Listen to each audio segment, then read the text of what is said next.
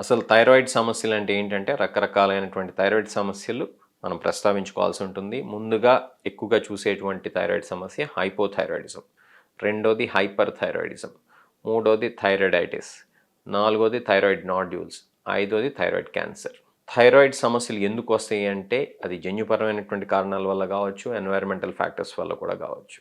జన్యుపరమైనటువంటి కారణాలు అంటే ఏంటంటే ఫ్యామిలీ హిస్టరీ కనుక ఉన్నట్లయితే థైరాయిడ్ సమస్యలు వచ్చేటువంటి ఆస్కారం మనకు ఎక్కువగా ఉంటుంది. మన తండ్రికో, తల్లికో, అక్కకో, చెల్లికో, తమ్ముడికో, అన్నయ్యకో కనుక థైరాయిడ్ సమస్యలు ఉన్నట్లయితే మనకు కూడా థైరాయిడ్ సమస్యలు వచ్చేటువంటి అవకాశం ఎక్కువగా ఉంటుంది. దీంతో పాటు మనం తెలుసుకోవాల్సింది ఏంటంటే ఎన్వైరన్మెంటల్ ఫ్యాక్టర్స్ కూడా ఉన్నాయి. ఎన్వైరన్మెంటల్ ఫ్యాక్టర్స్ అంటే ఏంటి? అయోడిన్ డెఫిషియన్సీ ఉన్న, కొన్ని రకాలైనటువంటి వైరసెస్ వల్ల, అలానే రేడియేషన్ లాంటిది కనుక మనకి వేరే కారణాల వల్ల ఇచ్చి ఉంటే, లేదా కొన్ని రకాలైనటువంటి మందుల వల్ల, ఇట్లా కారణం ఏదైనా సరే థైరాయిడ్ సమస్యలు అయితే రావచ్చు. హైపోథైరాయిడిజంని మనం ఉదాహరణగా కనుక తీసుకున్నట్లయితే ఇది ఎక్కువగా ఆటోఇమ్యూన్ కారణాల వల్ల హషిమోటోస్ థైరాయిడైటిస్ అనేటువంటి కండిషన్ వల్ల వస్తూ ఉంటుంది.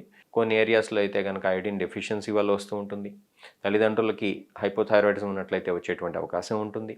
అట్లానే హెడ్ అండ్ నెక్ క్యాన్సర్స్కి రేడియేషన్ కనుక ఇచ్చినట్లయితే కూడా దానివల్ల కూడా థైరాయిడ్ గ్రంథి డిస్ట్రాయ్ అయ్యి హైపోథైరాయిడిజం వచ్చేటువంటి అవకాశం ఉంటుంది. కొన్నిసార్లు అమియోడోరోన్ లాంటి మందుల వల్ల కూడా హైపోథైరాయిడిజం రావచ్చు. ఇంకా కనుక చూసుకున్నట్లయితే కనుక కొన్ని సందర్భాల్లో థైరాయిడైటిస్ తర్వాత కూడా హైపోథైరాయిడిజం రావచ్చు.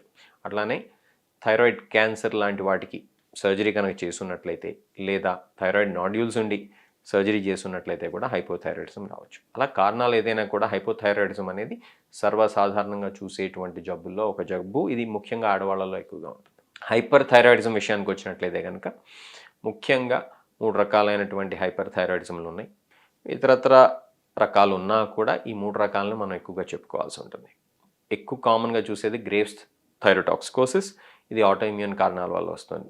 అంటే ఇమ్యూన్ వ్యవస్థ సరిగ్గా పనిచేయకపోవటం వలన వచ్చేటువంటి హైపర్ థైరాయిడిజంని గ్రేవ్స్ డిసీజ్ అని చెప్తూ ఉంటాం. రెండో వెరైటీ చూసినట్లయితే కనుక టాక్సిక్ థైరాయిడ్ నాడ్యూల్ అని చెప్తూ ఉంటాం. దీనికి చాలాసార్లు అసలు మన కారణం కూడా తెలియదు. మన థైరాయిడ్లో ఉండేటువంటి ఒక ఏరియా, ఒక స్పెసిఫిక్ నాడ్యూల్ మిస్బిహేవ్ చేసి ఎక్కువగా థైరాయిడ్ హార్మోన్ సెక్రెట్ చేయడం వల్ల వచ్చేటువంటి సమస్యని మనం టాక్సిక్ థైరాయిడ్ నాడ్యూల్ అని చెప్తూ ఉంటాం. అట్లానే టాక్సిక్ మల్టీనాడ్యులర్ గాయిటర్ అని చెప్తూ ఉంటాం. అంటే చాలా నాడ్యూల్స్ ఉంటాయి, అవన్నీ కూడా ఈ థైరాయిడ్ హార్మోన్ ఎక్కువగా ఉత్పత్తి చేస్తూ ఉంటాయి. Next thyroiditis. థైరాయిడైటిస్ అంటే inflammation of the thyroid gland వల్ల వస్తుంది. ఇన్ఫ్లమేషన్ అనేది మందుల వల్ల రావచ్చు, రేడియేషన్ వల్ల రావచ్చు, వైరసెస్ వల్ల కూడా రావచ్చు. ఈ థైరాయిడైటిస్ అనేది కొన్నిసార్లు ప్రెగ్నెన్సీ తర్వాత కూడా రావచ్చు. దీన్ని పోస్ట్పార్టమ్ థైరాయిడైటిస్ అని చెప్తూ ఉంటాం. సో కారణం ఏదైతే ఇన్ఫ్లమేషన్ అయితే కామన్ పాత్వే. ఇంకా నెక్స్ట్ చెప్పుకునే thyroid nodules. Thyroid nodules iodine deficiency ఉండేటువంటి ఏరియాస్లో ఎక్కువగా ఉంటుంది. కానీ అయోడిన్ డెఫిషియన్సీ లేకపోయినా కూడా కొన్ని సందర్భాల్లో నాడ్యూల్స్ రావచ్చు.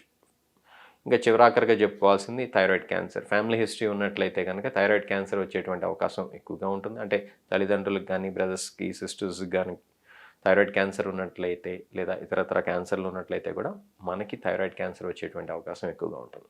అలానే చివరగా నేను చెప్పుకునేది ఏంటంటే మన చేతుల్లో ఉన్నాయి, మనం మార్చుకోవచ్చు. కాబట్టి హెల్దీ లైఫ్ స్టైల్, వీళ్ళినంత వరకు ఎండోక్రైన్ డిస్రప్టింగ్ కెమికల్స్ అంటే ప్లాస్టిక్స్, ఫర్టిలైజర్స్, పెస్టిసైడ్స్ ఏవైతే ఉన్నాయో ఆర్టిఫిషియల్గా తయారు చేసినవి వాటికి దూరంగా ఉండటం వల్ల మనం రకరకాలైనటువంటి హార్మోన్ సమస్యలకి దూరంగా ఉండొచ్చు. Take care.